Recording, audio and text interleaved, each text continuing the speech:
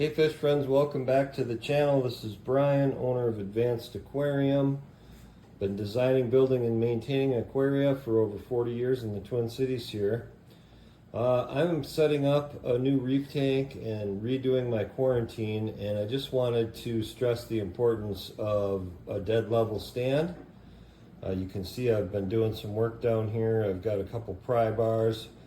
I realized that my stand was dipping. That's near perfection. So the second part of this video, I'm going to show you how I'm going to fix it. Now this is a really high quality stand. It has leveling feet on it, but it's an incredibly heavy unit, both the tank and the stand.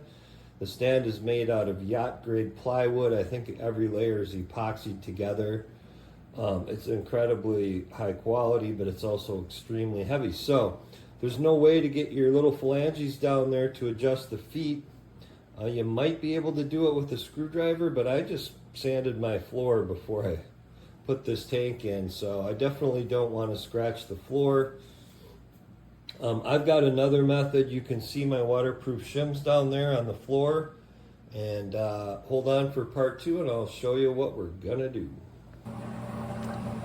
Hey fish friends, welcome back for part two. This part's horizontal. I had to shoot part one vertical because I couldn't fit everything in the frame. I'm going to show you my shimming method, which avoids using the little teeny tiny adjustment feet on the stand, which I don't really trust because they're about 3/8 of an inch in diameter. And I mean, I know it's Euro made, it's high quality, but I have a different method that I'm more comfortable with. So what am I showing you here? This is double stick tape by Intertape. We use this for decades in the acrylic fab business. I'm going to pan out now.